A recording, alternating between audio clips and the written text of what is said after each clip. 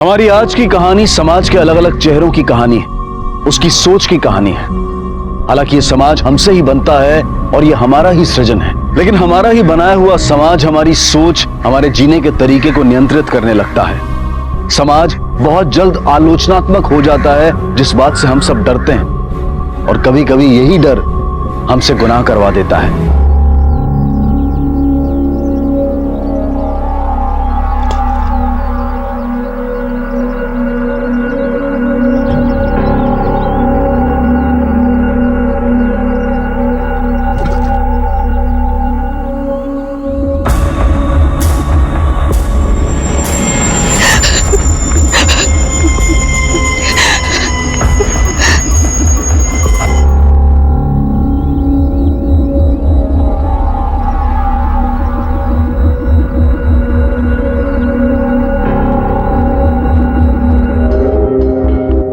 Madam जी, हमारा बच्चा खो गया है, हमको बड़े साहब से मिलना है।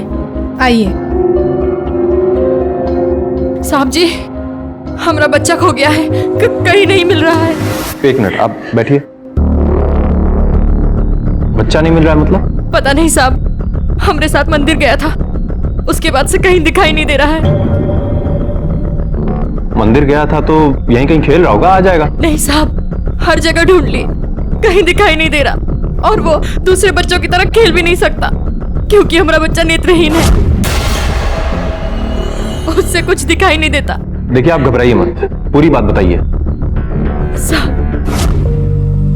आजा, देख संभाल के, सीढ़ी है, आजा। अम्मा, हम कहाँ जा रहे हैं? हम भगवान के दर्शन के लिए मंदिर आए हैं, आजा। मैं तो भगवान को देख भी नहीं सकता। आप जाके पूजा करिए, मैं यहीं रुकता हूँ। अच्छा ठीक है, तू बदमाशी मत करना, यहीं खेल, हम अभी आते हैं, जा।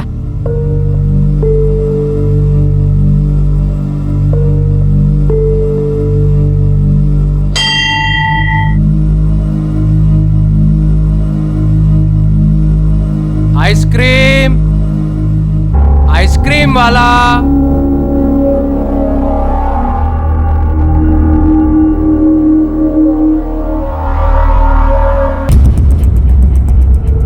राजू, ए राजू, राजू। भाई साहब, आपने एक छोटे से बच्चे को देखा क्या? नहीं, मैंने नहीं देखा। राजू। बच्चे की कोई फोटो है आपके पास? जी साहब, है। ये साहब, मेरे बच्चे को ढूंढने में मेरी मदद कीजिए, मेरा एक ही सहारा है, इसके सिवा मेरा इस दुनिया में कोई नहीं है। देखिए, आप घबराइए मत, हम आपके बच्चे को ढूंढने की पूरी कोशिश करेंगे।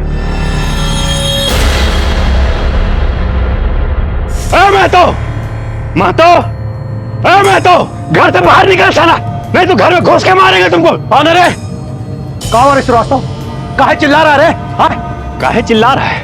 ऐसा भोले बन के पूछो जैसे कुछ मालूम ही नहीं है। हेलो, मेरी मुर्गी चुरा रहे हो तुम? मार के फेंक देंगे साला, झूठा इल्जाम लगाया तू।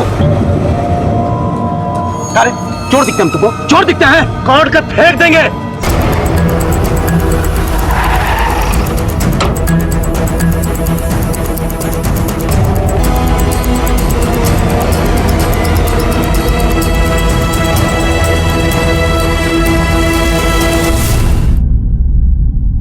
सर, मंदिर के आसपास, गांव में, हाईवे पर, हर जगह बच्चे को ढूंढा है, लेकिन बच्चा कहीं नहीं मिला सर। अमित, बच्चा नेत्रहीन है, आसानी से अगवा किया जा सकता है। सभी नाकों पर बच्चे की फोटो भिजवा दो, और ये चाइल्ड ट्रैफिकिंग से रिलेटेड जितने भी हिस्ट्री शीटर हैं, सब पर कड़ी नजर रखो। Okay sir.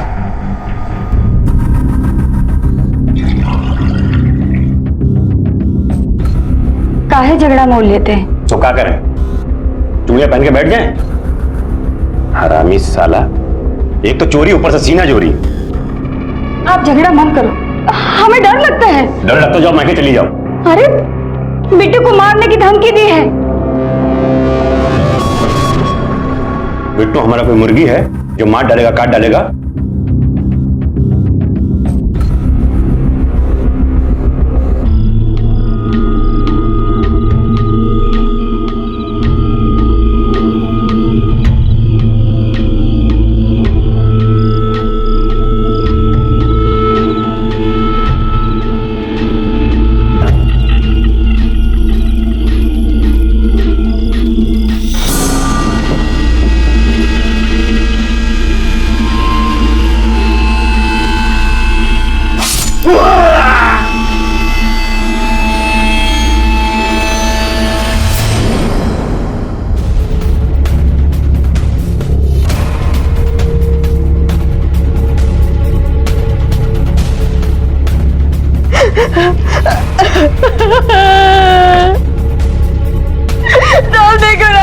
साहब देखो ना क्या कर दिया। आप लोग अपने अपने घर जाइए। रात को कितने बजे हुआ है? साहब हाथ पे गड़ासा चल गया। आप कह रहे हैं कि बखत देखते क्या हो रहा था। साहब हमारा तो सब कुछ बर्बाद कर दिया साहब, सब लूट लिया। रात को अच्छे खासे सो रहे थे, आके घड़ा से चला दिए। उसके बच्चे मर जाए, उसका खानदान चल जाए। किसकी बात कर रही हो? साहब पूरा गांव जानता है कि किसने किया है। वही है मातो। एक बार मेरा जख्म सूख जाए ना साहब, उसका दोनों हाथ लगा के तो नाम बदल देना मेरा। सर, इनके और इनके पड़ोसी मातों की पुरानी दुश्मनी है। पहले भी आपस में कई बार लड़ चुके हैं। देखो, हम अपनी तहकीकात कर रहे हैं, लेकिन इस बीच संयम रखो, वरना हाथ तो गया है, खुद भी जेल में जाओगे। मातो, मातो, क्या हुआ साहब? क्या हुआ? तलाशी लो इसके घर की। ओके सर, तुम लोग घर में जाओ। साहब क्या हुआ साहब? देखिए, कल जब रामजी भाई पे हमला हुआ उसमें हमारा कोनो हाथ नहीं है। कल तो गालियां देके बात कर रही थी, आज रामजी भाई हो गया। साहब वो कल थोड़ा गर्मा गर्मी हो गया था। पड़ोसी में हो जाता ना साहब कभी कभी। पड़ोसी एक दूसरे पर जानलेवा हमला भी नहीं करते। साहब देखिए, ये सच कह रहे हैं। कल रात को जब हमने चीख सुनी तो हम बाहर देखने गए और देखा कि रामजी भाई का हाथ कट गया था और खून बह रहा था। साहब तुमने उसे जान से मारने की धमकी दी थी? नहीं साहब, वो थोड़ा गुस्से में बोल गए थे हम। सर, ये देखिए, घर के पीछे रखा हुआ था। अरे साहब, एक कुल्हाड़ी से हाथ तो का छोटा डाली तक नहीं कटेगा, इसीलिए तो पिछवाड़े में पेड़ के पीछे पड़ा हुआ था। वो हम देख लेंगे, इसको जांच के लिए भेजो। Okay sir.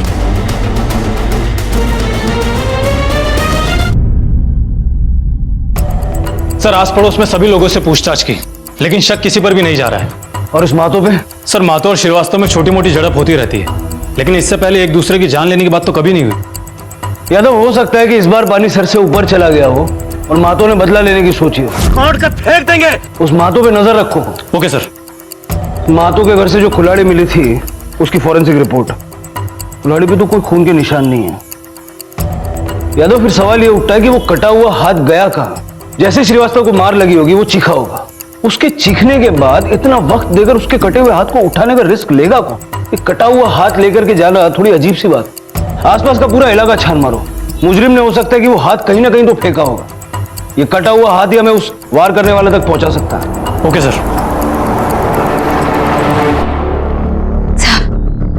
मेरे बच्चे को कुछ पता चला? देखिए, ढूंढ रहे हैं, अभी तक कुछ पता नहीं चला है। आप सब तो यहाँ बैठे हो, फिर उसे कौन ढूंढ रहे हैं? देखिए, आपके बच्चे की तलाश जारी है।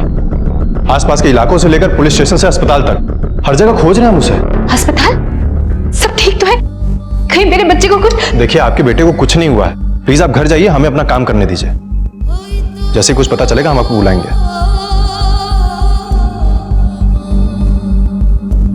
साहब, क्या कर रही हैं आप? इसकी कोई जरूरत नहीं है। जैसे कुछ पता चलेगा हम आपको बताएंगे। दुनिया का सबसे बड़ा दुख एक माँ का होता है जब उसका बच्चा उससे बिछड़ जाता है, और यहाँ सुभद्रा सिर्फ एक माँ नहीं है बल्कि एक नेत्रहीन बच्चे की माँ है। लेकिन सवाल यह उठता है कि आखिर उसका बेटा गया कहाँ? वो देख नहीं सकता था, इस वजह से उसे पता था कि वो बिना किसी सहारे के कितनी दूर तक जा सकता है। तो क्या वो अपने बचपने में खिलवाड़ में कहीं भटक गया था, या फिर वो सही में किसी मुसीबत में फंस गया था? लेकिन इस गांव से अलग उस गांव में हुए हादसे का इस हादसे से भला क्या संबंध है? और सबसे बड़ा सवाल यह भी है कि वो नेत्रहीन बच्चा कहाँ है? सर, चाइल्ड ट्रैफिकिंग से रिलेटेड जितने भी हिस्ट्री शीटर्स थे, मैंने सबसे कड़ी पूछताछ की है। सर, मुझे नहीं लगता कि इनमें से किसी ने भी राजेश को उठाया होगा। पैसों को लेकर किए गए किडनैपिंग का केस नहीं लगता हमें। बच्चा नेत्रहीन है, हो सकता है रास्ता भटक गया, या फिर कहीं दूर निकल गया, या फिर बच्चे की अपंगता से परेशान होकर उसकी मां ने उसे कहीं छोड़ दिया, या उसके साथ कुछ कर दिया। अमित सर, सुभद्रा के आस पड़ोस में कड़ी पूछताछ करो। ठीक है सर।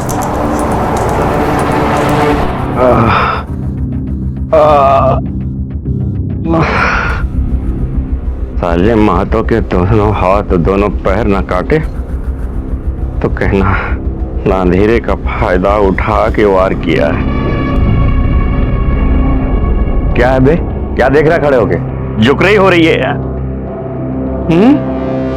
भागता है कि देख हाथ थमा के आए।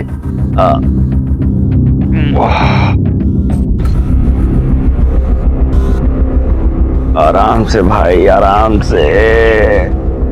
बिट्टू, आज तुमने अपना होमवर्क किया है ना? देखना, आज सर तुम्हें इनाम देंगे। वो इनाम नहीं देते, वो छड़ी से मारते रहते, और इसलिए ना गौरी को भी स्कूल जाना अच्छा नहीं लगता। तुम लोग होमवर्क नहीं करोगे तो मार ही पड़ेगी ना। स्कूल नहीं जाओगे, पढ़ाई नहीं करोगे तो बड़े आदमी कैसे बनोगे? मुझे बड़ा आदमी नहीं बनना है। बड़ा आदमी है ना सिर्फ झगड़ा करते रहते। ऐसे नहीं कहते। Good morning madam. Good morning Bittu. पापा कैसे हैं तुम्हारे? हाथ कट गया उनका। टेंशन मत लो, वो जल्दी ठीक हो जाएंगे। कितने भी अच्छे हो जाए, हाथ तो नहीं आएगा ना वापस उनका। अच्छा वो हाथ कट गया। ऐसे नहीं कहते, पापा है वो तुम्हारे। तो कितना मारते हैं वो। अच्छा वो हाथ कट गया, अब मारेंगे तो नहीं ना। मैंने कहा ना ऐसे नहीं कहते। चलो। रोज का बहाना है। स्कूल नहीं जाएगी, स्कूल नहीं जाएगी तो क्या करेगी? ले चालू, लगा चालू। स्कूल नहीं जाएगी, स्कूल नहीं जाएगी। घूर क्या रही है? क्या घूर रही है? चप्पल उठाऊं क्या? अरे पागल हो गए हो क्या? कोई ऐसे मारता है लड़की को? तुम्हारे लाड़ प्यार ने बिगाड़ दिया इसको। अगर स्कूल नहीं गई ना, चमड़ी निकाल डालूंगा इसकी, याद रखना। रोते नहीं बेटा, पापा को गुस्सा आ जाता है ना, इसलिए। चलो अब स्कूल के लिए तैयार हो जाओ। दोनों बहुत ही लड़ते थे साहब। पहले तो बस गर्मा गर्मी होती थी, लेकिन पिछले 5-6 महीनों से हाथापाई पे उतर रहे हैं साहब। अच्छा एक बात बताइए, मातो श्रीवास्तव की मुर्गियां चुराता है क्या? ये हम कैसे बताए साहब, पर उनके घर में मांस तो पकता ही रहता है। मातो की माली हालत कैसी है? अच्छी है साहब, उसके घर में मवेशी भी है, मुर्गी, बकरी, बैल, भैंस। सुभद्रा को कब से जानती हैं आप? सुभद्रा शादी करके इस गांव में आई तब से। अपने नेत्रहीन बच्चे से परेशान तो नहीं थे ना वो? नहीं साहब, वो तो बहुत प्यार करते थे अपने बच्चा से, पर सुभद्रा है बहुत बदनसीब।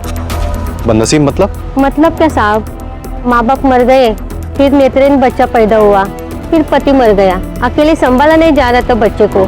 संभाला नहीं जा रहा था मतलब कि एक तो बच्चा नेत्रहीन था, ऊपर से वो बहुत चंचल था, कभी यहाँ गिरता था कभी वहाँ गिरता था। सुभद्रा तो दिन रात उसके पीछे भागा करती थी। साहब सुभद्रा हमेशा एक ही बात कहती थी, पता नहीं हमारे बच्चे को किसका नजर लगी, अब जिंदगी भर भुगतेगा। अब कल को हम नहीं रहेंगे तो कौन देखभाल करेगा? इससे अच्छा तो मरा हुआ ही पैदा होता। मतलब वो बच्चे से बहुत परेशान थी, है ना? हाँ साहब, कई बार हमने उसको अकेले में रोते हुए देखा है।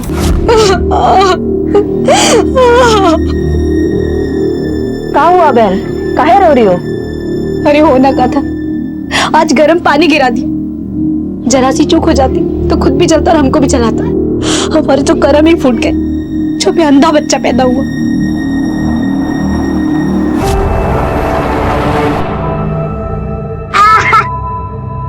गौरी, कल तो स्कूल आने वाली है। आना तो पड़ेगा ना, बाबा से आज बहुत मार पड़ी है। मेरे बाबा तो मार भी नहीं सकते, उनका हाथ जो कटा है। अगर तेरे पापा का हाथ कट जाए तो गांव में सब लोग डर जाएंगे। कल मैं घर से तो निकलूंगी, लेकिन स्कूल नहीं आऊंगी, देख लेना। मामा, अरे ये देख।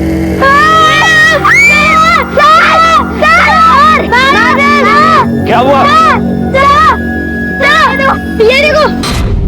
तुम अपने बच्चे से बहुत परेशान थी। परेशानी काहे की? शादी के 7 साल बाद उसका जन्म हुआ था। तुमने बताया कि तुम उसे मंदिर लेकर भी गई थी जी। और तुमने ये भी बताया कि तुम उसे कभी अकेला नहीं छोड़ती। जी नहीं। तो फिर जिस दिन वो गायब हुआ, उस दिन तुमने उसे अकेला क्यों छोड़ा? समय खराब था साहब, मुझे क्या पता था कि... समय खराब था या ये बात तुम्हें पहले से ही पता थी कि वो कहीं चला जाएगा? क्या मतलब? पूछताछ से हमें ये पता चला कि तुम अपने बच्चे से परेशान थी।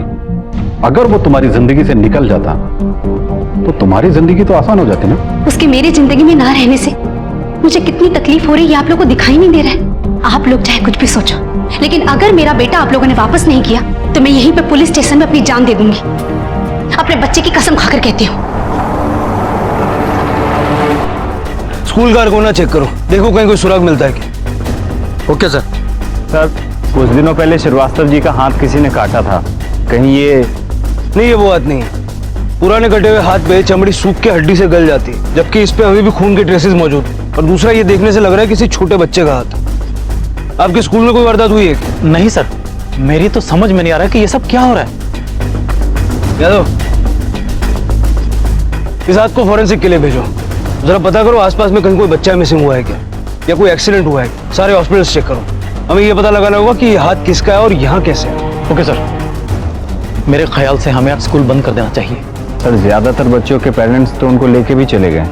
और मुझे भी अब नहीं लगता कि कोई भी अपने बच्चों को स्कूल भेजेगा। स्कूल में साफ सफाई कौन करता है? नंकू करता है सर, लेकिन वो कभी कभार आता है, कभी कभार नहीं आता। जाओ तो। जी सर, पूरा स्कूल छान मारा पर कहीं कुछ नहीं मिला। यादव, इस ननकू को बुलाओ और टीचर से पूछताछ करो कहीं दो बच्चों के बीच में लड़ाई तो नहीं हुई।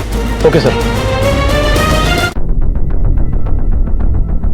साहब, ये ननकू। नमस्ते साहब। कल स्कूल क्यों नहीं गए थे? साहब मेरी तबीयत ठीक नहीं थी इसलिए मैं स्कूल नहीं गया था साहब। अच्छा एक बात बताओ, तुम्हें स्कूल के पास में कोई संदिग्ध बात नजर आई क्या पिछले 1-2 दिन में? या वहां कोई बच्चा घूम रहा हो जिसको तुमने देखा हो? नहीं साहब, स्कूल में तो मैंने ऐसा कोई नहीं देखा। हाँ साहब, लेकिन एक छोटा बच्चा देखा, शायद खो गया था, जैसे रास्ता ढूंढ रहा हो। कहाँ देखा? सब जंगल के बाजू से जो हाईवे का रोड जाता है ना, वहीं पे। सब मैं वहां पे जाता हूँ चाय पीने के लिए। और क्या देखा तुमने? उसके बाद फिर हम सर जा रहे थे तो देखा कि बच्चा वहां पे था नहीं। यादव, इसका स्टेटमेंट लो और बच्चे का स्केच बनाओ। ओके सर, चलिए।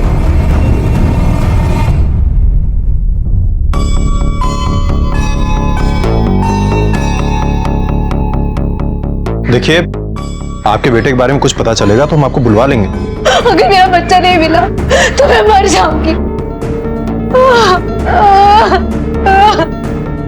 सर, फॉरेंसिक रिपोर्ट से पता चल रहा है कि काटा हुआ किसी मरे हुए आदमी का नहीं है बल्कि किसी जिंदा आदमी का है।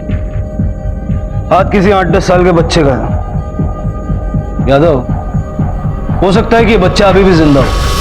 दुर्घटनाएं बढ़ती जा रही थी। बच्चे का गायब होना, परिवारों की लड़ाई, किसी एक के हाथ का कटना और किसी दूसरे हाथ का बरामद होना, वो भी एक ऐसे इंसान का जो शायद जिंदा था। पुलिस एक सवाल का जवाब ढूंढने की कोशिश करती तो एक नया सवाल खड़ा हो जाता। क्या वाकई इसारी गांव से गायब हुए बच्चे का सालेमपुर गांव में हो रही घटनाओं से कोई वास्ता था? और अगर हाँ, तो ऐसा कौन हो सकता था जो एक साथ कई वारदातों को अंजाम दे रहा था और उसी सफाई से पुलिस की आंखों में धूल भी झोंक रहा था? उसकी पहचान के लिए पुलिस ने अपनी तहकीकात की रफ्तार तेज कर दी। सर, 5 दिन पहले इसारी पुलिस स्टेशन में एक 10 साल के नेत्रहीन बच्चे गुम होने की रिपोर्ट लिखवाई गई थी और फॉरेंसिक रिपोर्ट का कहना है कि जो हाथ हमें मिला था वो भी किसी 8 से 10 साल के बच्चे का ही है। इसारी तो यहाँ से लगभग 70 किलोमीटर दूर है। अगर उतनी दूर से कोई नेत्रहीन बच्चा यहाँ तक आता है तो किसी न किसी के तो साथ आया हो। तुरंत इसारी पुलिस स्टेशन में संपर्क करो। Okay sir. आज स्कूल में कोई नहीं आएगा, बस हम 3 लोग ही रहेंगे। मेरी मम्मी तो कह रही है कि आज स्कूल में सब लोग आएंगे। मेरे पापा तो जब देखो मुझे घर से भगाने के लिए डांटते रहते हैं। मेरे बाबू ने भी मुझे आज बहुत डांटा, हमको स्कूल नहीं जाना। तो नहीं जाते हैं ना? अगर घर में डांट पड़ी तो बताएंगे ही नहीं। लेकिन मेरी मम्मी तो स्कूल में ही रहेगी ना। अरे कह देंगे कि पेट पे दर्द हो रहा था इसलिए। लेकिन स्कूल जाएंगे नहीं तो जाएंगे कहाँ? स्कूल के पीछे जहाँ हम लोग खेलने जाते हैं। सिर्फ 9 स्टूडेंट आए। मेरा बेटा बिट्टू और गौरी वो भी रास्ते में ही है, बस आते ही होंगे। और बाकी सब लोगों के घर जाके मैंने समझाया, लेकिन सब लोग बहुत ज्यादा डरे हुए हैं। डर तो लगेगा ना मैडम, और यह हादसा कोई छोटा मोटा हादसा तो था नहीं, और पता नहीं वो हाथ कौन से बच्चे का था। ये भी हो सकता है कि वो जो कटा हुआ हाथ था वो उसी नेत्रहीन बच्चे का है जो इसारी गांव से लापता हुआ और उसकी मां भावनात्मक होने की वजह से उसकी पहचान नहीं कर पाई। जी हाँ सर, और ननकू के दिए विवरण पर जो स्केच बनवाया है वो उसी बच्चे का है। वो भी नेत्रहीन था, लेकिन उसकी मां ये सब मानने को तैयार नहीं है। सर, हाईवे से जो रास्ता जंगल की तरफ जाता है, हमने वहां पर अच्छी तरीके से छानबीन की है, लेकिन वहां भी कुछ नहीं मिला। फिर सवाल ये उठता है कि राजेश कहाँ है?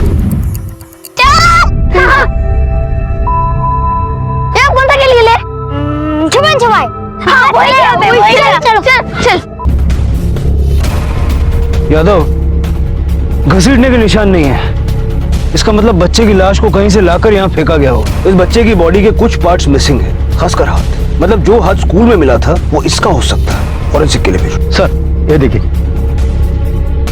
लगता है बच्चे को इसी से बांध के रखा गया होगा। ये दोनों चीजें फॉरेंसिक में भेजो। Okay sir. बाकी के बॉडी पार्ट्स पोस्टमार्टम के लिए भेजो और वेरीफाई करो कि वो जो हाथ हमें मिला था वो इसी बच्चे का है या नहीं। Okay sir. यादव, एक नेत्रहीन बच्चे को मारने के पीछे किसी का क्या मोटिव हो सकता है?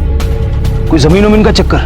नहीं सर, जमीन का तो कोई चक्कर नहीं है, क्योंकि हमें मिली इन्फॉर्मेशन के मुताबिक ये गरीब है। ये सारी पुलिस का तो यहाँ तक कहना है कि इस बच्चे गायब होने में कहीं इसकी माँ का तो हाथ नहीं है। सुभद्रा?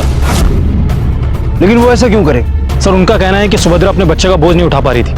बच्चे के नेत्रहीन होने से 24 घंटों ख्याल रखती थी। और सर ऊपर से गांव में से कोई भी इस बच्चे को नाम से नहीं बुलाता था, सब के सब अंधा ही कह के बुलाते थे। यादव, लोग जुर्म होने के बाद बड़ी बड़ी बातें करते हैं और अपनी मानसिकता बदलने के लिए तैयार नहीं होते। हो सकता है मुजरिम कोई और हो, मोटिव कुछ और हो। ये जमीन किसकी है? सर श्रीवास्तव के दामाद की। श्रीवास्तव? वही जिसका हाथ कट गया था? हाँ सर, उसके दामाद राधे की। राधे?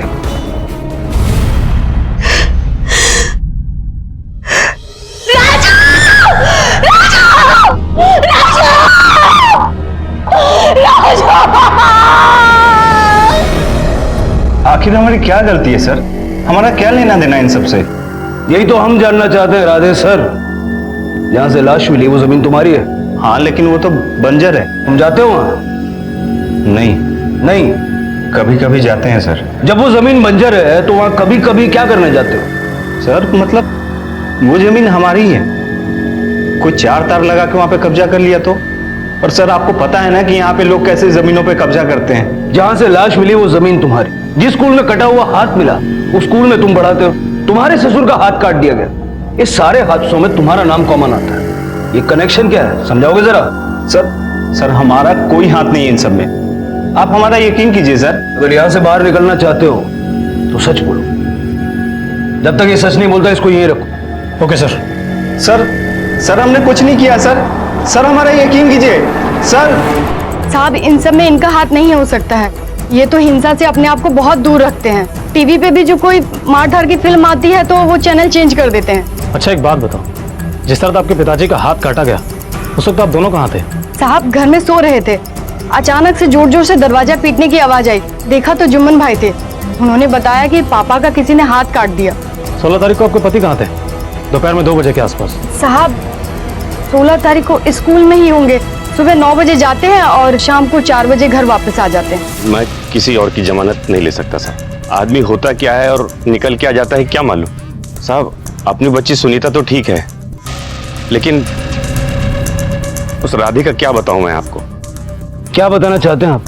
साहब रामजी भाई तो राधे को कभी पसंद ही नहीं करते थे। उन्होंने राधे को कभी दामाद का दर्जा ही नहीं दिया। बिट्टू के जन्मदिन पर तो राधे की इतनी बेइज्जती की कि राधे रो ही पड़ा। अरे बिट्टू कितना सुंदर केक है। देखो दीदी मेरे नए कपड़े पापा ने दिलाए।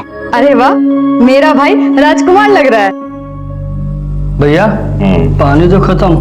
पानी खत्म? रुक मैं ले गया।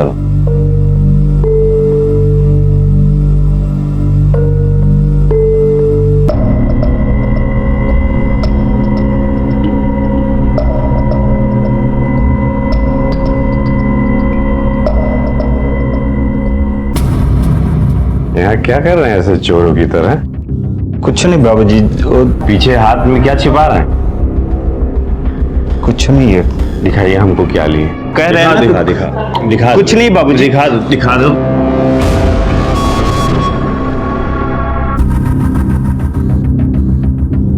पैसा चुराए हो? नहीं बाबूजी। बाबूजी हमारी बेइज्जती हो जाएगी बाबूजी। ये देखिए, खड़े हो जाओ चुपचाप। अध्यापक हैं, हमारी पैंट से पैसे चुरा रहे थे। अरे गलती हो गई हमसे जो अपनी बिटिया का ब्याह कर दिए तुमसे, चोर साला। पापा रहने दीजिए ना, तमाशा मत बनाइए। रहने दें। देखो बिटिया, जब बच्चे स्कूल में गलती करते हैं ना तो ये उनको मुर्गा बना देते हैं। बिट्टू बता रहा था, तो अब ये भी वही बनेगा, मुर्गा। नहीं तो पुलिस में लेके जाएंगे हम। मन मुर्गा।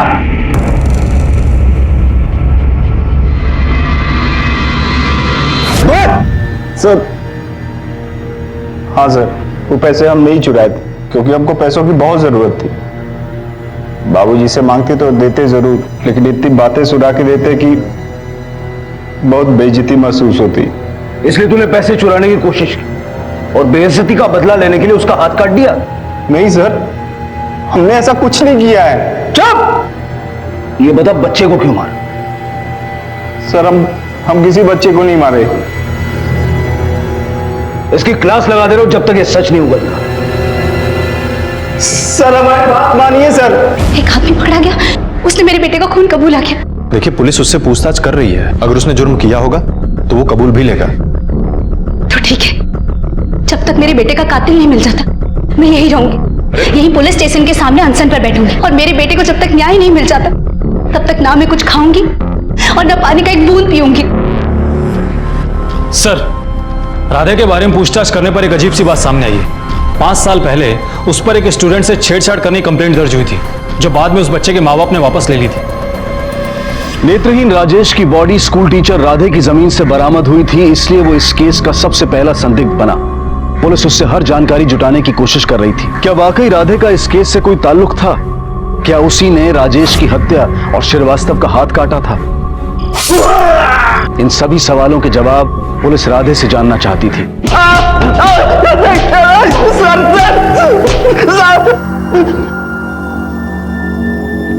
हमने कुछ नहीं किया सर, हमको कुछ नहीं मालूम। तेरे घर से जो कुल्हाड़ी मिली है ना, उस पर तेरे ससुर के खून के निशान। सीधा सीधा सच बोल दे, वरना इतना मारूंगा ना कुछ बोलने लायक नहीं रहेगा तू। बताते हैं सर, सब कुछ सच सच बताते हैं। हमने ही बाबूजी पे हमला किया था। बाबूजी ने इतनी बेइज्जती करी थी हमारी कि हम कई दिनों तक घर से बाहर नहीं निकल पाए। लोग मजाक उड़ाते थे हमारा। हमारे दिमाग में बस यही चल रहा था कि कैसे हम अपनी बेइज्जती का बदला लें।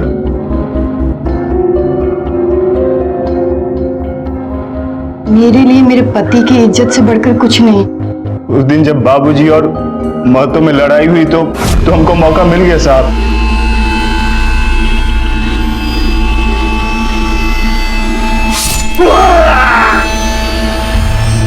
हमने सुना था कि कटे हुए हाथ को अगर तुरंत जोड़ा जाए तो डॉक्टर उसको जोड़ सकते हैं, इसलिए हमने वो हाथ वहां से उठा लिया। और बच्चे को क्यों मारा तू? साहब हमने किसी बच्चे को नहीं मारा, हम तो उस बच्चे को जानते भी नहीं है। हमने सिर्फ अपने ससुर का हाथ काटा था बस, बाकी हम किसी बच्चे को नहीं मारे साहब। साहब हमारी बिटिया कहीं खो गई है, हम बहुत खोजे लेकिन कोई पता नहीं चल रहा है। बैठिए आप लोग। आखिरी बार आपने अपने बच्चे को कहां देखा था? वो खेलने जा रही थी साहब, और फिर हम पासी में दूध लेने चले गए। माँ, मैं राजू और बिट्टू के साथ खेलने जाऊं? खेलने जाओ, पर ज्यादा दूर मत जाना। ठीक है। जल्दी आना बेटा।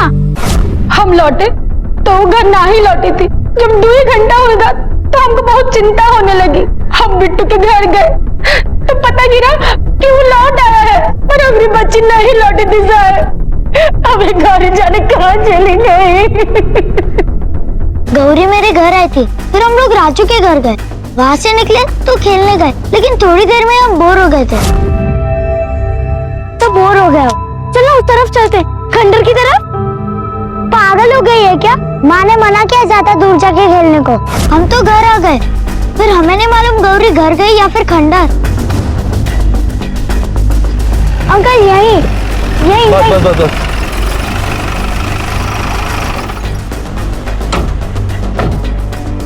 अंकल यही हम लोग खेल रहे थे, फिर मैं घर चला गया। बेटा खंडर कहाँ है? उस तरफ। आप इसे ले जाइए। सर, खंडर जाने के लिए शॉर्टकट रास्ता है। अगर गौरी उधर गई होगी तो उसी रास्ते से गई होगी। चल।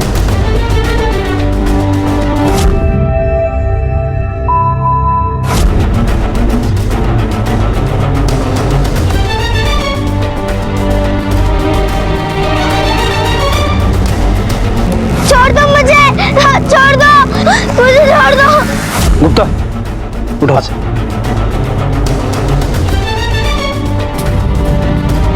गुप्ता हाँ सर।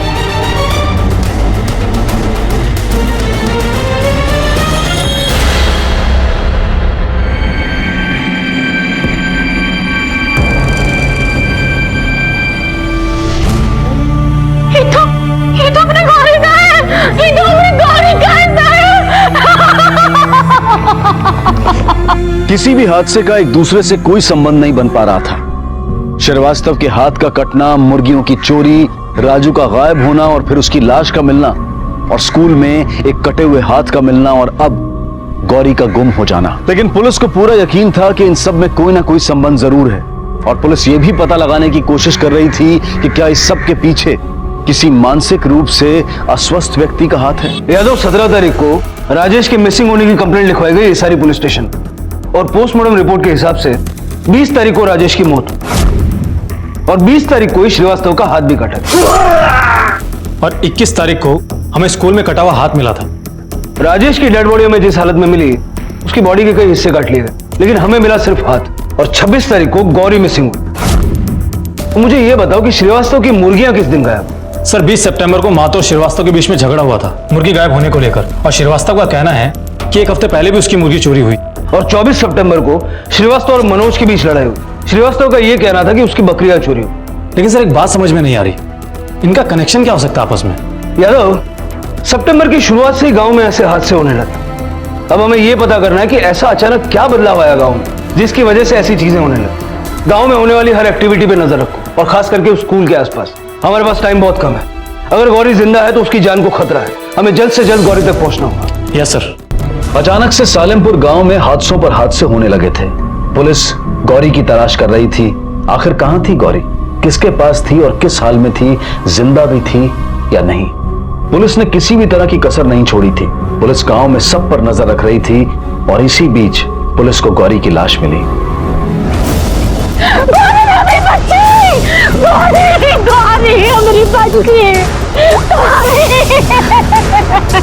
एक तरफ राजेश की मां सुभद्रा खाना पीना छोड़कर अनशन पर बैठी थी, इस धमकी के साथ कि जब तक उसके बेटे के कातिल का पता नहीं लग जाता वो इसी तरह अपना विरोध करती रहेगी। दूसरी तरफ गांव वालों का पुलिस के प्रति रोष बढ़ रहा था, और उन्होंने चौकी का घेराव कर लिया। पुलिस प्रशासन हाय हाय, पुलिस प्रशासन हाय हाय, पुलिस प्रशासन हाय हाय, पुलिस प्रशासन हाय हाय, पुलिस प्रशासन हाय हाय, पुलिस प्रशासन हाय हाय। क्या हो रहा है सब? देखिए, हमारे गांव में बहुत दहशत फैली हुई है। हम उनको बताएंगे क्या हो रहा है। हम लोग बहुत परेशानी झेल रहे हैं अपने गांव में। क्या हुआ साहब? हम भी वही पूछ रहे हैं कि क्या हुआ। हमारे गांव में पहले मवेशी गायब हो रहे थे, अब छोटे छोटे बच्चे गायब हो रहे हैं, और आप लोग हाथ पे हाथ धरे बैठे कुछ कर नहीं रहे हैं। ये सब कुछ जो हो रहा है ना, ये तुम में से ही कोई एक कर रहा है, और हो सकता है कि इस वक्त वो तुम्हारे साथ यहाँ नारे लगाने भी आया हो।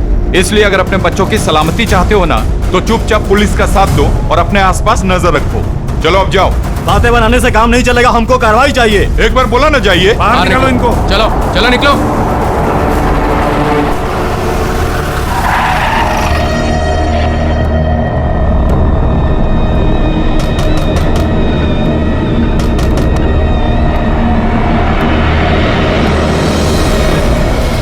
आप लोग मुझे यहाँ क्यों लाए हैं? मैंने क्या किया है? शालिनी जी, जब से आप इस गांव में आई हैं, जानवरों की चोरी और भी कई हादसे बढ़ गए। इससे पहले सब कुछ ठीक था। आप खामखा मुझ पे शक कर रहे हैं। मैं एक टीचर हूँ, मैं मुर्गी क्यों चुराऊंगी? अच्छा ये बताइए, आप वेजिटेरियन हैं या non vegetarian? Non vegetarian. School में राधे सर और शालिनी इसको छोड़कर सब नॉन वेजिटेरियन है। उन दोनों को कभी मीट खाते हुए देखा नहीं सर स्कूल में। स्कूल में कभी आप नॉन वेजिटेरियन खाना लेके गई नहीं? मुझे स्कूल में नॉनवेज खाना पसंद नहीं, इसलिए मैं कभी नॉनवेज नहीं लेके गई।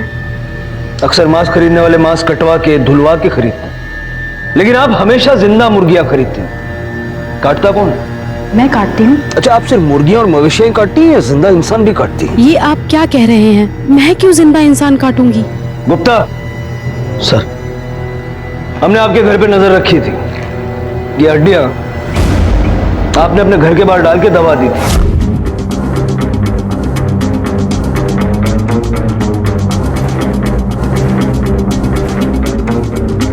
उन हड्डियों को जब हमने टेस्ट के लिए भेजा तो पता चला कि इसमें कुछ इंसानी हड्डियां भी हैं, बच्चे की उंगलियों की हड्डियां। अब सीधा सीधा सच बताओगी या अपना तरीका अपना है? मुझे पता ही नहीं लगा कि कब उसे खून और मांस अच्छा लगने लगा।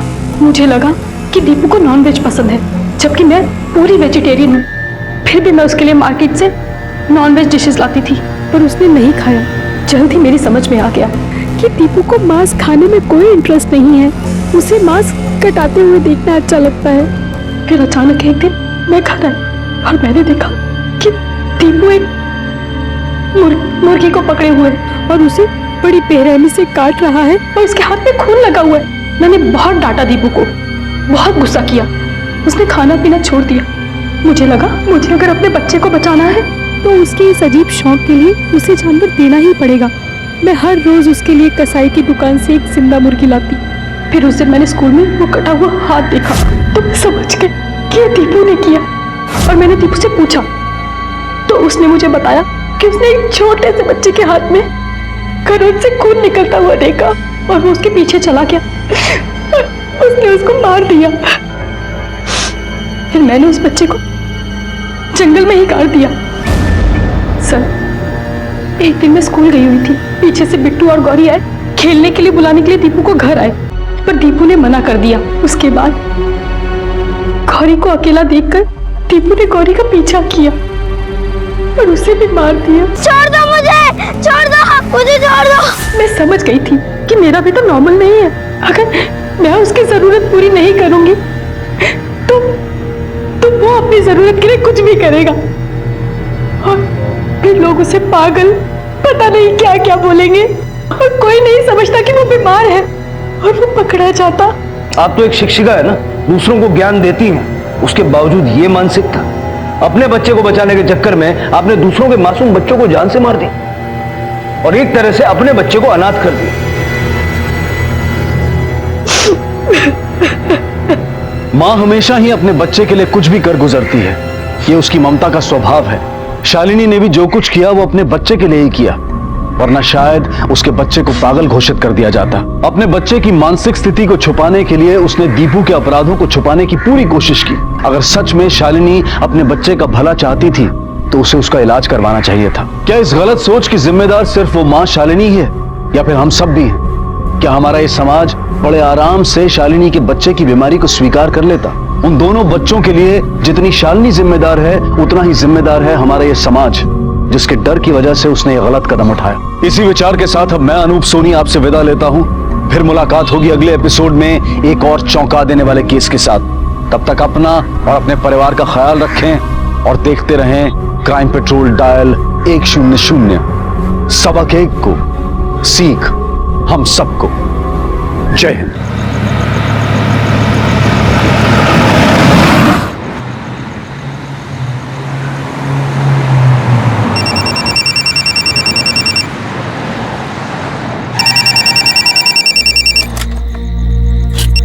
हाँ आई बोल। सचिन, अरे कुठे आहेस तू? कितना वक्त हुआ? थोड़ा लेट होया निकलने में। मैंने अभी हाईवे क्रॉस ही किया है, पौड रोड पहुंच गया हूँ। आधे घंटे में पहुंच जाऊंगा। घाई नको करू, संभाल के आ। तू टेंशन नको घेऊ, ठेव फोन मी। अच्छा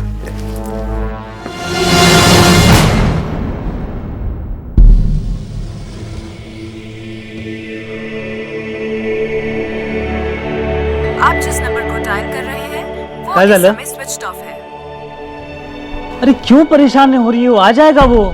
सचिन का फोन बंद आ रहा है। अरे बाबा, उसका फोन का बैटरी बंद हो गया होगा इसलिए। 2 घंटे पहले फोन किया था, बोला था आधे घंटे में पहुंच रहा हूँ। मेरा तो दिल बहुत घबरा रहा है। नमस्कार, आदाब। क्राइम पेट्रोल डायल 100 में आप सबका स्वागत है। हमारे जीवन का हर दिन जिंदगी की आपाधापी में कब निकल जाता है पता ही नहीं चलता।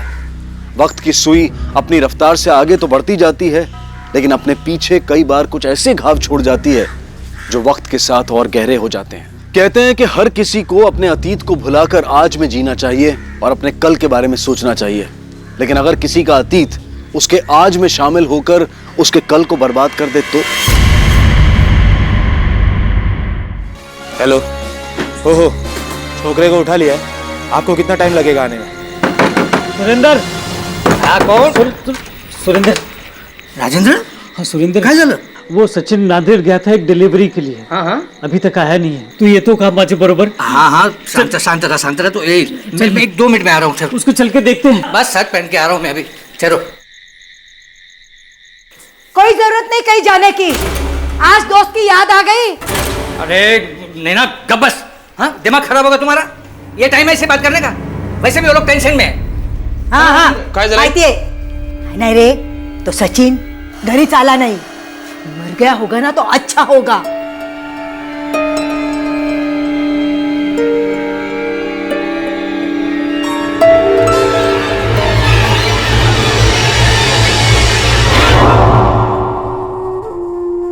तूने मुझे धोखा दिया है, शादी से पहले तो किसी और मर्द के साथ। मैं तेरे साथ नहीं रह सकता, मुझे तलाक चाहिए।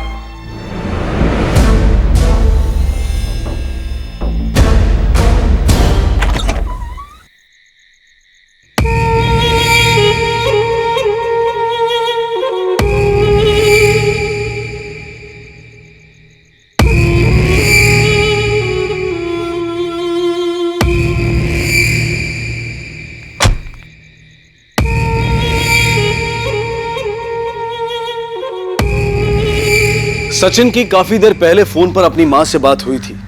नांदेड़ से वापस लौटते वक्त उसके साथ जो कुछ भी हुआ था उसके घर वाले उससे बेखबर थे। पर यह विद्या कौन थी? उसका इस कहानी से क्या लेना देना था? राजेंद्र और सुरेंद्र सचिन की तलाश में निकल चुके थे। अरे राजेंद्र, एक मिनट गाड़ी थामो। सचिन से तो गाड़ी नहीं है। राजेंद्र, ये तो सचिन की गाड़ी है। सचिन, सचिन, सचिन, वो राजेंद्र, हाँ, इकडे, ये देख।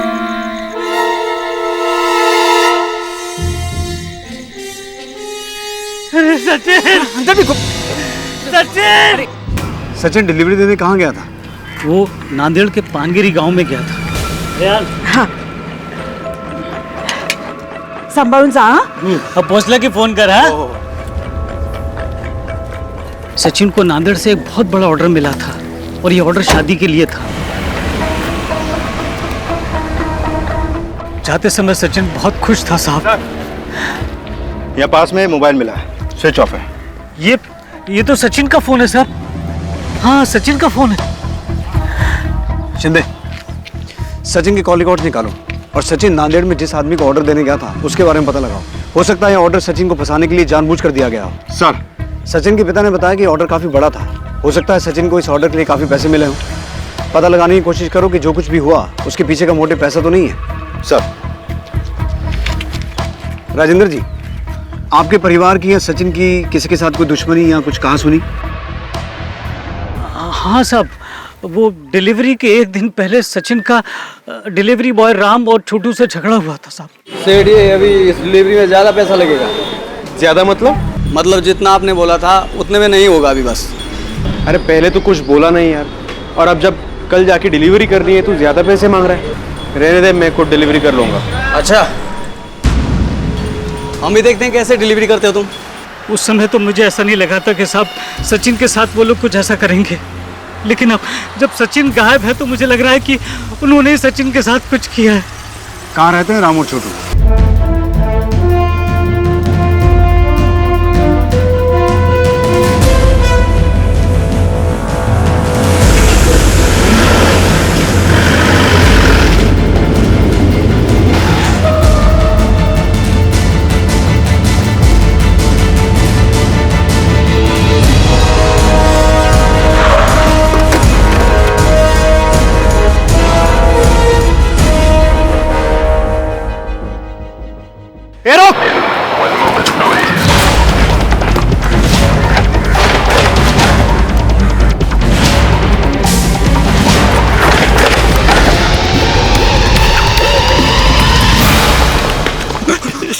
साहब, हमने कुछ नहीं किया साहब। सब हमने कुछ नहीं किया साहब। सर, ये रहा सचिन का कॉल रिकॉर्ड। सर, मैंने सचिन का मोबाइल चेक किया। जिस दिन सचिन गायब हुआ था उस दिन उसके मोबाइल पे टोटल 12 कॉल आए थे, जिसमें से उसने 5 रिसीव किए थे, बाकी के 7 उसके मिस कॉल में चले गए। सर, सचिन को पहला कॉल योगेश राणा का आया था, जिसे मिठाई की डिलीवरी देने में खुद गया था। उसके बाद उसकी मंगेतर प्रीति और उसके एक दोस्त संतोष का कॉल आया था। आखिरी कॉल उसे उसकी माँ का आया था। सर, इसके अलावा उसके मोबाइल पे कई बार एक लैंडलाइन से मिस कॉल आया है, जिसे उसने सिर्फ एक बार रिसीव किया है। अब हमें यह पता करना होगा कि सचिन की इन सब लोगों से क्या बातचीत हुई थी। शायद कोई क्लू मिले। ये राम और छोटू ने मुंह खोला? जी अभी तक नहीं सर, लेकिन पीएसआई साहब उनसे पूछताछ कर रहे हैं।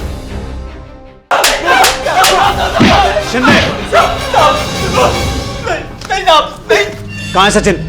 क्या किया उसके साथ? हमको कुछ नहीं पता साहब। सेठ कहाँ पे? हमने कुछ नहीं किया साहब। कुछ नहीं किया तो भागे क्यों? क्योंकि एक दिन पहले सेठ से बहस हो गई थी हमारी। हमें लगा कि आप लोग हम पे शक करेंगे, हम डर गए थे साहब। जब तक ये सच ना बोले अच्छे से खातिरदारी करो इनकी।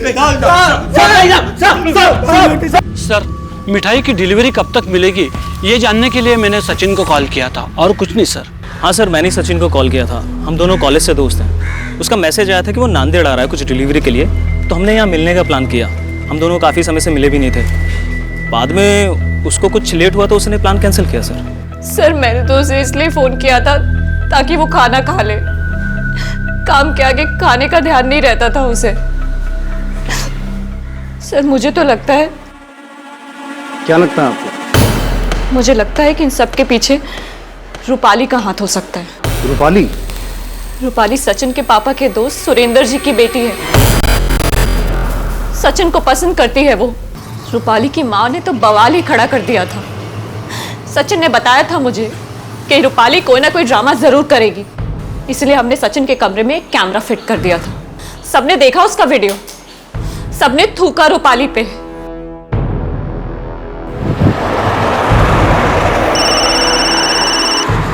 हेलो सर, राम और छोटू कुछ बताना चाहते हैं।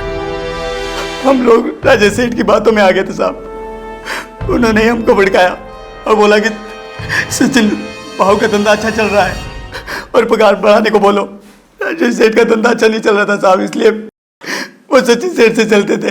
आराम से आराम से आराम से। क्या रे सचिन, राणे का ऑर्डर पहले मुझे मिला था, तूने मेरे कस्टमर पे हाथ क्यों डाला? मैं क्यों किसी पे हाथ डालूंगा भाई? और राणे सेठ ने मुझे पहले ऑनलाइन ऑर्डर दिया है।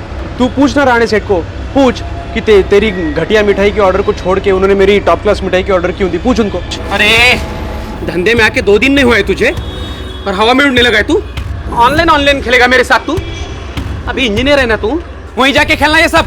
यहाँ मेरा धंधा क्यों चौपट कर रहा है तू? देख राजेश, ये तीखा तेवर ना मिठाई बेचने वाले को सूट नहीं करता। तू भी शुरू करना ऑनलाइन बिजनेस, तुझे किसने रोका है? देख मला खूप उशीर होतोय, बहुत बड़ी ऑर्डर है, मुझे काम करने दे। देखता हूँ मैं अब तुझे। राजेश सेठ ने हमको भड़काया कि हम ज्यादा पैसे की डिमांड करें। हम उनकी बातों में आगे साहब, लेकिन सचिन सेठ ने हमको नौकरी से निकाल दिया साहब। बस इतनी सी बात है साहब। फिलहाल इन दोनों को जाने दो, लेकिन नजर रखना। सर शिंदे, सचिन के कॉल लॉग में जो लैंडलाइन से मिस कॉल्स थे उसके बारे में कुछ पता चला? हाँ सर, वो कॉल्स कैसे पीसीओ से किए गए थे, लेकिन किसने किए वो आइडेंटिफाई नहीं हो पाया। लेकिन शिंदे, इस केस को क्रैक करने के लिए हमें कोई ना कोई लीड तो चाहिए। राम और छोटू के हिसाब से राजेश सचिन से जलता था, और वहीं दूसरी तरफ राजेश की बहन रूपाली किसी भी तरीके सचिन को हासिल करना चाहती थी। इस हिसाब से इन दोनों भाई बहन के पास मोटिव तो है सचिन को किडनैप करने का। कहीं सारे कांड में इन दोनों का हाथ तो नहीं है? हाँ सर, मैंने सचिन को धमकी जरूर दी थी और हम दोनों में थोड़ी गर्मागर्मी भी हुई थी, लेकिन इसका मतलब ये नहीं है सर कि इतनी छोटी सी बात के लिए मैं उसका किडनैप कर लूँ। सर वो बेंगलोर में इंजीनियर था, वहीं जाके नौकरी करता। मुझे तो लगा था इसके पापा भी दुकान बंद करके उसी के पास चले जाएंगे, लेकिन उल्टा वो यहाँ आया और वो ऑनलाइन करके पूरे कस्टमर खींच लिए और मेरा धंधा चौपट कर दिया सर। इसीलिए मैंने उसका धंधा चौपट करने के लिए राम और छोटू को उकसाया। लेकिन आई शपथ, खरं सांगतो सर, मैंने उसका किडनैप नहीं किया है। जी सर, मैं सचिन को बहुत पसंद करती थी, पर पता नहीं उसे उस प्रीति में क्या दिखता था जो सचिन ने उससे एंगेजमेंट कर ली।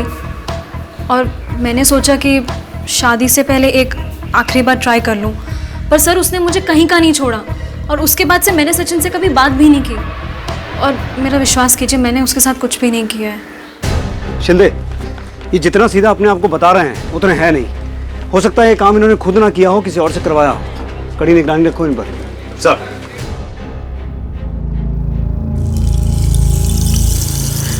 हमारा सचिन मिल जाएगा ना?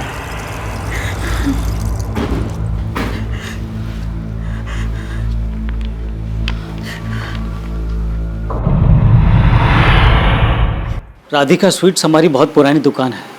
मैं और सुरेंद्र दोनों पार्टनर थे और हमारी दुकान बहुत अच्छी चल रही थी सर।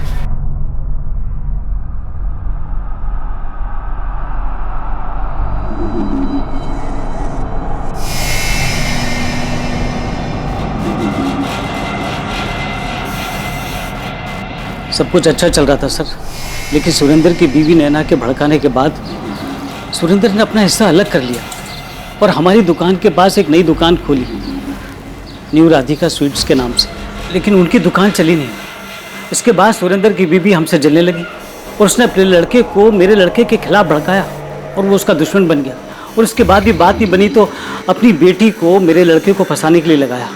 अगर उन दोनों की शादी हो जाती तो दोनों दुकानें फिर से एक हो जाती, और फायदा उन्हीं का था। देखा, तुम्हारा खास दोस्त है ना वो, क्या सोचता है हमारे बारे में। देखा, एक तो मेरी बेटी को बदनाम कर दिया, धंधा भी छुड़ा दिया, और अब क्या जीने भी नहीं देंगे क्या हमें?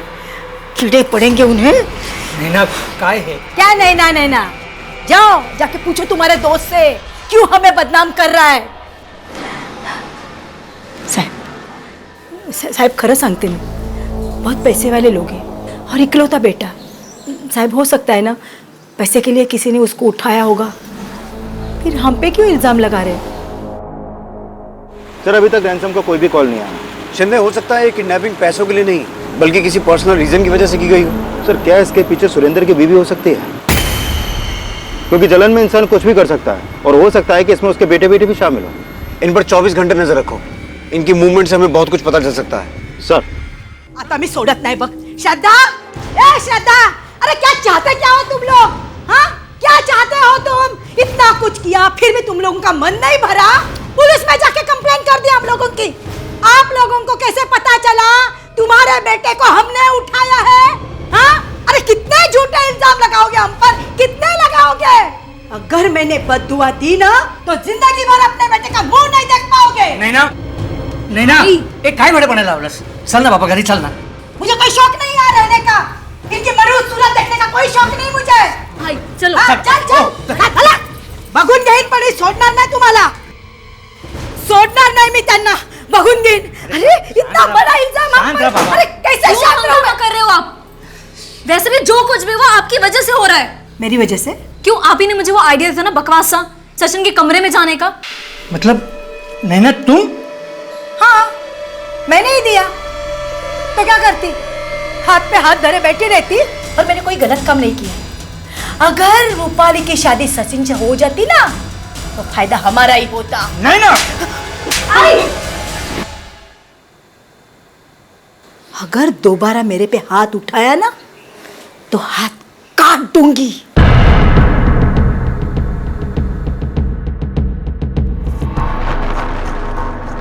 आई एम सॉरी विद्या जी, मैं आपको एलिमनी नहीं दिला पाया। केस पूरी तरह से उनके फेवर में था। सर ये डिटेक्टिव गोविंद सचिन के केस के बारे में इन्होंने पेपर में पढ़ा था, उसी के सिलसिले में कुछ बताना चाहते हैं। बैठिए। सर सचिन ने मुझे हायर किया था। हायर किया था? किस काम के लिए? उसे प्रीति के कैरेक्टर पे डाउट था।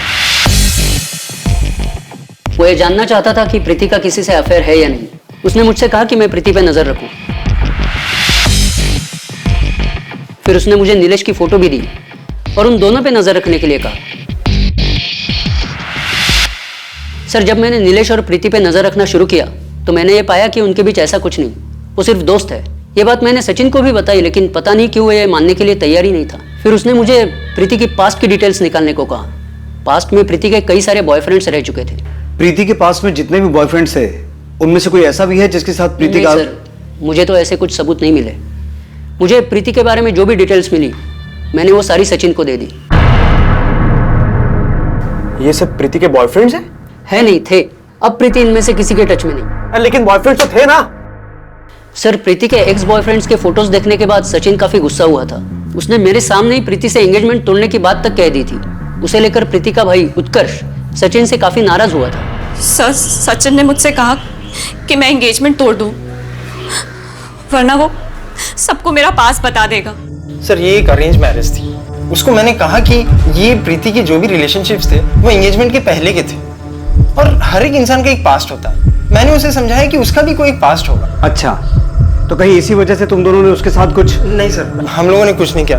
हम लोग इज्जतदार घर के लोग हैं। हम तो यही सोच रहे थे कि इसके बारे में घर में बात करने से पहले हम सचिन से एक बार और बात करते हैं, लेकिन इसी बीच हमें सचिन की गायब होने की खबर आ गई। तो तुमने उस दिन झूठ क्यों बोला था? सर मैं डर गई थी, क्योंकि हमारे बीच जो हुआ वो हमारे परिवार वालों को नहीं पता था। मैंने तो उसे इसलिए कॉल किया था ताकि वो एंगेजमेंट ना तोड़े, लेकिन उसने मेरी सुनी नहीं। मैं अपने परिवार को क्या जवाब देती सर? शिंदे एक बात नोटिस करने वाली है, सचिन के इतने सारे दुश्मन हैं और सबके पास अपना अपना एक मोटिव है सचिन को किडनैप करने का। हाँ सर, लेकिन राम और छोटू पर नजर बनाए रख लिया। वो लोग अभी एक कंस्ट्रक्शन कंपनी में काम कर रहे हैं और उनके अकाउंट में सिर्फ 30,000 रुपए जो उनकी सेविंग है। और ये रूपाली, वो भी बदनामी के बाद मोहल्ले में कम निकलती है, तो सचिन के गायब होने में इसका हाथ भी नहीं लग रहा। और राजेश पर नजर बनाए रखने के लिए हमने अपना एक कांस्टेबल तैनात किया है, लेकिन अभी इसके खिलाफ कोई सबूत नहीं मिला सर। अब बचे प्रीति और उत्कर्ष। इन दोनों का मोटिव भी स्ट्रांग है, क्योंकि सचिन ने प्रीति के साथ अपनी एंगेजमेंट को तोड़कर शादी को बीच में लटका दिया था। सर कहीं ऐसा तो नहीं कि इन्होंने ही बदनामी से बचने के लिए सचिन को गायब किया हो? फिलहाल हमारे प्राइम सस्पेक्ट ये दोनों ही हैं। इन दोनों पर भी नजर रखो। सर प्रीति के कॉल रिकॉर्ड से नीलेश का नंबर मिल गया है। नंबर बेंगलोर का है। बैंगलोर? जी सर। ये सचिन भी पहले बैंगलोर में जॉब करता था ना? कहीं नीलेश, सचिन और प्रीति के तार बैंगलोर से तो नहीं जुड़े हैं? सचिन को आखिर क्यों किसी ने इस तरह से बंदी बनाकर रखा था, और जो लड़की उसके साथ कमरे में बंद थी, आखिर वो कौन थी? इस केस में पुलिस को अब तक यह समझ में नहीं आ रहा था कि सचिन की किडनैपिंग कौन कर सकता है और क्यों। और उसी दौरान बैंगलोर में सचिन के पुराने दफ्तर से पुलिस को कुछ ऐसी बातें पता चली जिससे उनका नजरिया ही बदल गया। सर सचिन हमारे ही ऑफिस में काम करता था। तो सचिन ने यहां से जॉब छोड़ी क्यों? छोड़ी नहीं सर, हमें उसे निकालना पड़ा। निकालना पड़ा? क्यों? सर एक्चुअली सचिन का हमारे ऑफिस में काम करने वाली फीमेल स्टाफ के प्रति बर्ताव ठीक नहीं था। सर हमारे ऑफिस में काम करने वाली फीमेल स्टाफ ने उसके अगेंस्ट में कंप्लेंट की थी। जब हमने इंटरनल इंक्वायरी की तो हमें पता लगा कि ये बात सही है, इसीलिए हमें सचिन को निकालना पड़ा।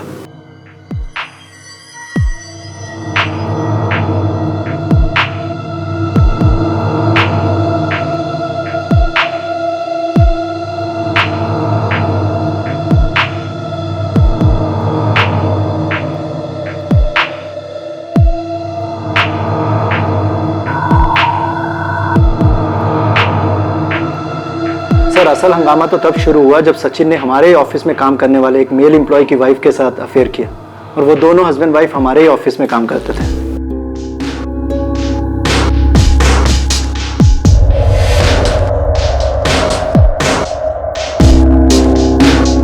सचिन!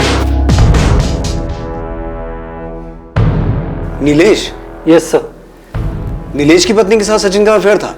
Yes sir. आपके पास नीलेश की फोटो तो होगी? Yes sir. Just a minute sir. Shinde, वो फोटो देना जो उस डिटेक्टिव ने दी थी। सर। सर नीलेश।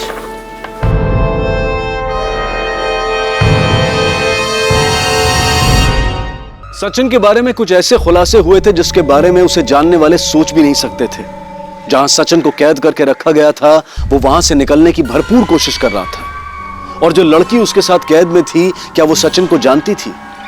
क्या सचिन की इस किडनैपिंग के पीछे कुछ ऐसे राज छिपे थे जिनका खुलना अभी बाकी था? हाँ सर, ये कॉल्स मैंने ही किए थे, और इसलिए क्योंकि सचिन ने काम ही ऐसा किया था। अपने घर वालों के सामने तो एकदम महात्मा बनकर रहता है, लेकिन असल में बहुत नीच और घटिया आदमी। सर मैंने उसे अपना दोस्त समझा था, लेकिन उसने मेरी बीवी के साथ ही अफेयर कर लिया, जिसके बाद मेरा डिवोर्स हो गया। लेकिन तुमने अभी तक ये नहीं बताया कि तुम सचिन को इतने कॉल्स क्यों करते थे? तसल्ली मिलती थी सर। जब जब मुझे ये बात याद आती थी कि उसकी वजह से मेरा डिवोर्स हुआ है, तब तब मैं उसे फोन करके गाली देता था। और जब उसने मेरा फोन उठाना बंद कर दिया तो मैं दूसरे नंबर से उसे कॉल करने लगा। अच्छा लगता था, 2 मिनट के लिए सही, लेकिन उसे कॉल करके गाली देने में तसल्ली मिलती थी सर। और प्रीति? प्रीति से क्यों मिलते थे? सर प्रीति तो बस एक मोहरा थी। मुझे सोशल मीडिया के जरिए पता चला कि वो प्रीति से शादी करने वाला है। मैंने प्रीति का पीछा करना शुरू किया और जल्द ही वो मेरी अच्छी दोस्त बन गई। फिर मैंने अपनी और प्रीति की मीटिंग की फोटो सचिन को भेजी, लेकिन सर मैंने प्रीति के साथ कुछ गलत नहीं किया, और ना ही वो मेरे प्लान के बारे में जानती थी। मैं तो उसे सिर्फ एक मोहरे की तरह यूज कर रहा था ताकि मैं सचिन को दुख पहुंचा सकूं, उसे तकलीफ दे सकूं। सर मैंने नीलेश का पूरा कॉल रिकॉर्ड क्रॉस चेक किया। कॉल रिकॉर्ड के हिसाब से तो वो क्लीन है, और बेंगलोर पुलिस को भी मैंने नीलेश पर नजर रखने के लिए बोल दिया है। शिंदे, इस सचिन का कैरेक्टर बड़ा अजीब निकला। एक ही वक्त पे दोहरी जिंदगी जी रहा था। एक तरफ तो अपनी मंगेतर प्रीति पे शक कर रहा था, और दूसरी तरफ अपने बहुत सारे अफेयर चला के बैठा था। जिस आदमी का अपनी दोस्त की बीवी के साथ चक्कर हो सकता है, सोचो उसने अपने पास्ट में क्या क्या गुल खिलाए होंगे। हो सकता है सचिन की किडनैपिंग का कनेक्शन उसके पास से हो। मुझे लगता है हमें सचिन के पास को अच्छे से खंगालना चाहिए, और इसकी शुरुआत उसके कॉलेज से करता है। सचिन के कॉलेज से पुलिस को कई चौंका देने वाली बातें पता चली, जो शायद सचिन के आज को बर्बाद कर रही थी।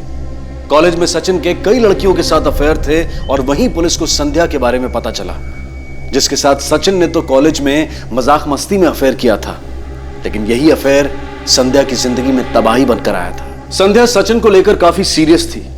पुलिस ने संध्या के बारे में पूछताछ की तो उन्हें पता चला कि संध्या के पिता फूल बेचने का काम करते थे। सर दुकान लॉक्ड है।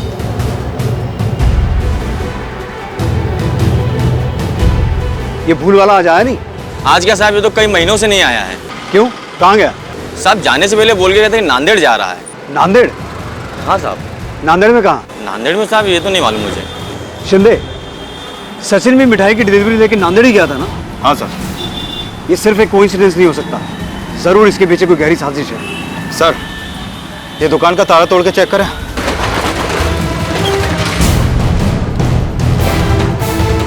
अच्छे से चेक करो, जल्दी। सर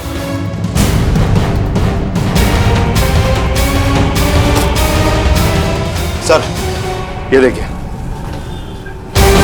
ये फोटो सभी पुलिस स्टेशन में भेजो। मुझे लगता है सचिन को गायब करने में इन दोनों का ही हाथ है। सर हमें नांदेड़ चलना होगा फौरन। कदम साहब, आसपास पता करवाइए, शायद किसी ने कुछ देखा हो। जी। और इसकी बॉडी पोस्टमार्टम के लिए भिजवाइए। जी। कदम साहब, हमें इन दोनों की तलाश है। हमारी इंफॉर्मेशन के हिसाब से ये दोनों नांदेड़ में ही रहते हैं। इस आदमी को तो मैं जानता हूँ।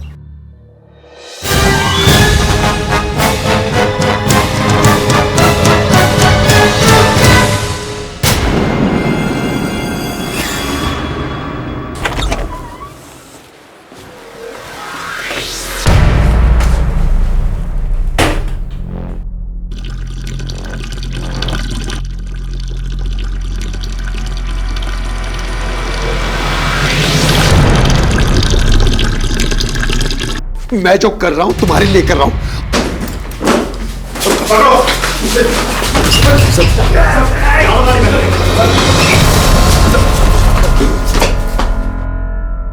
सचिन से क्या दुश्मनी थी तुम्हारी? उसे किडनैप क्यों किया? नफरत करता हूं मैं उस लड़के के नाम से। हैवान था वो, जिंदगी खराब कर दी उसने मेरी बेटी की। उसके चक्कर में मेरी बेटी पागल हो गई साहब। मैं रोज अपनी दुकान से उस सचिन को देखता था, हर हफ्ते किसी नई लड़की के साथ घूमता था और मेरी दुकान से फूल खरीद के उन लड़कियों को देता था। इस बीच पता नहीं साहब कब उसने मेरी बेटी संध्या को अपना शिकार बना दिया।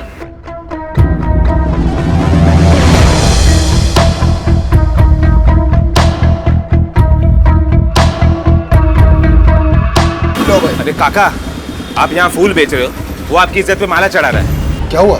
जब हमें पता चला, हमने सचिन को धमकी दी, उसको मारा पीटा भी। सचिन तो संध्या से दूर हो गया, लेकिन संध्या उससे अलग होने के गम में डूबती चली गई। उसका मानसिक संतुलन बिगड़ गया। सचिन ने तो हमारी बेटी से मजाक मस्ती में ये रिश्ता रखा था, लेकिन मेरी बेटी इस रिश्ते को अपना सब कुछ मान चुकी थी। हमने सचिन के पिता से बात की, लेकिन उसने हमारा यकीन नहीं किया। फिर सचिन ने हमें धमकी भरा फोन किया कि अगर हमने ये बातें किसी और को बोल दी तो वो अपनी और संध्या की सारी उल्टी सीधी फोटो सबको दिखा देगा। इसलिए हम चुप हो गए, लेकिन शायद भगवान को हमारी मजबूरी दिखी और वक्त की सुई वापस घूमकर अपनी जगह पहुंची। लेकिन अब वक्त हमारा था। सचिन मिठाई की डिलीवरी लेके आया, लेकिन तब मेरे भतीजे प्रसाद ने सुना कि वो शादी करने जा रहा है। बाजू में सचिन, मुझे पता चला कि तुम्हारी भी शादी हो रही है अभी। हाँ, सगाई पक्की हो रही। इसलिए मेरे तीनों भतीजों ने उसे किडनैप किया। कौन हो तुम? क्यों मार रहे हो मुझे? कौन हो तुम? छोड़ो मुझे, छोड़ो मुझे। हमने उसे नहीं मारा साहब, हम तो ये चाहते थे कि वो हमारी बेटी से शादी करे। शायद हमारी बेटी ठीक हो जाती। इससे पहले कि हम सचिन की शादी संध्या से करते। ले चल जल्दी पहन ले। क्यों? क्योंकि तेरी शादी है मेरी बहन के साथ, समझे?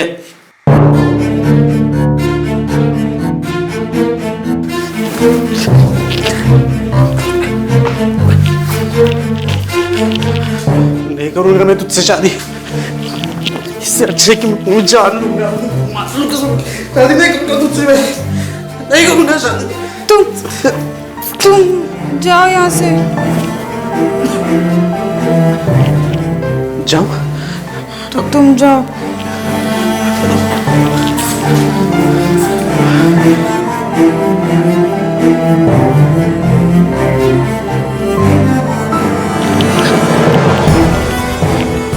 लेकिन जब उन लोगों को पता चलेगा कि तूने मुझे भगाया है तो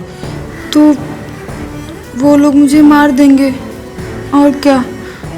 उसके बाद वो कहाँ गया मुझे नहीं पता साहब, लेकिन हमने उसे नहीं मारा है साहब। आखिरकार इस बात का खुलासा हुआ कि सचिन के अतीत का वो कौन सा राज था जो उसके आज पर भारी पड़ रहा था। लेकिन अगर संध्या के पिता की माने तो उन्होंने सचिन का खून नहीं किया था। पुलिस के सामने अब बड़ा सवाल यह था कि आखिर सचिन को किसने मारा और क्यों मारा। अखबार में इस हत्या के बारे में पढ़कर पुलिस के सामने एक ऐसा शख्स आया जिसने इस केस की दिशा ही बदल दी है। सर, सचिन की फोटो न्यूज़पेपर में देखते ही सीधे हमारे पास आए। दरअसल जिस दिन सचिन की डेथ हुई थी, डेथ से कुछ देर पहले सचिन ने इनके मोबाइल से एक फोन किया था। किसे फोन किया था?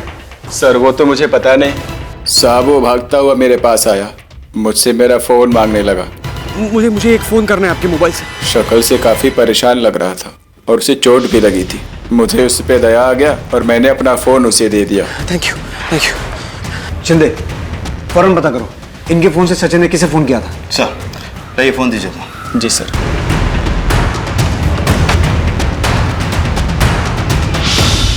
पुलिस, संतोष कहाँ है? वो तो यहाँ नहीं है सर।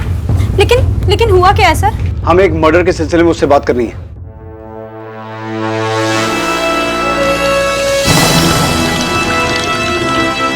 सर, अंदर नहीं है वो। शिंदे, रेलवे स्टेशन, बस अड्डा, ऑटो स्टैंड, हर जगह ढूंढो उसे, क्विक। सर लेकिन बताइए ना किसका मर्डर हुआ है? सचिन पाटेकर।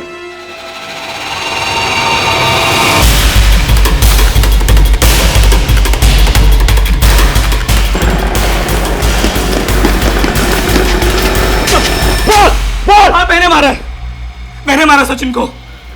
क्यों मारा? सचिन मेरे भाई संतोष का दोस्त था। वो अक्सर भाई के साथ घर आता था। मुझे सचिन अच्छा लगता था और धीरे धीरे मुझे उससे प्यार हो गया।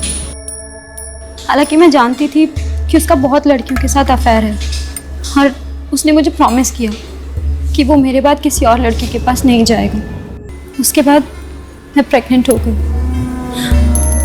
ये बात मैंने सचिन को बताई तो मुझे लगा वो मुझसे शादी कर लेगा, लेकिन वो तो मुझे छोड़ के चला गया। मैं बहुत डर गई थी सर, इसलिए मैंने चुपचाप अबॉर्शन करा लिया। ये बात मेरे अलावा कोई नहीं जानता था और फिर मेरी शादी हो गई। मेरे पति और सचिन एक ही कंपनी में काम करते थे। दोनों में अच्छी दोस्ती थी और सचिन को तो आदत थी अपने पुराने अफेयर्स के बारे में अपने दोस्तों के सामने डींगे हाँकने की। सचिन ने बिना जाने मेरे पति को मेरी प्रेगनेंसी की बात बता दी, जिससे नाराज होकर मेरे पति ने मुझसे डिवोर्स ले लिया और ये बात मैंने अपने भाई को बता दी। दिमाग खराब हो गया था मेरा जब मुझे ये पता चला। मैं उसे उसी दिन मार देना चाहता था जब वो नांदेड़ आया था। बाद में मुझे पता चला कि वो किडनैप हो गया है और एक दिन एक अननोन नंबर से उसने मुझे फोन किया। हेलो संतोष, मैं सचिन बात कर रहा हूँ। यार मैं आता नांदेड़ मध्ये बहुत बड़ी मुसीबत में हूँ यार। मैं मुझे किस लोगों ने किडनैप किया था, मैं पुलिस के पास नहीं जा सका क्योंकि सचिन फोन पर अपनी जान की भीख मांग रहा था। मैं तो इसी इंतजार में था कि कब उस कुत्ते को तड़पा तड़पा के मारूं, अपनी बहन की, अपने परिवार की इज्जत का बदला लूं। थैंक्स यार, तू आ गया। ये जगह सेफ थे, चल निकलते यहाँ से। वो लड़की को भी बचा।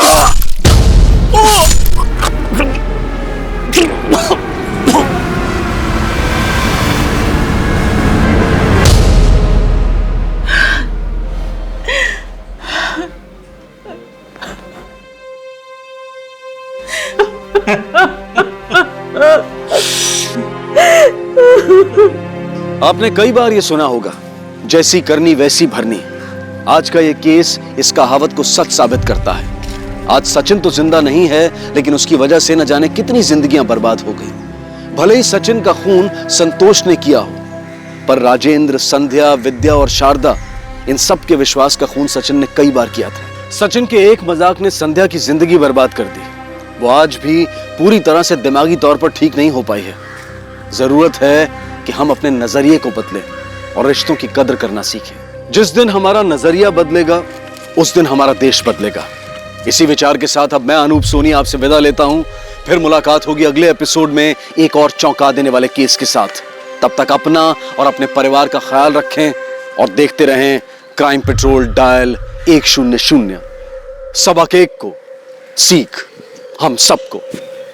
जय हिंद। इस तरह के और भी एपिसोड देखने के लिए हमारे चैनल को सब्सक्राइब करें और बेल आइकन दबाना ना भूलें।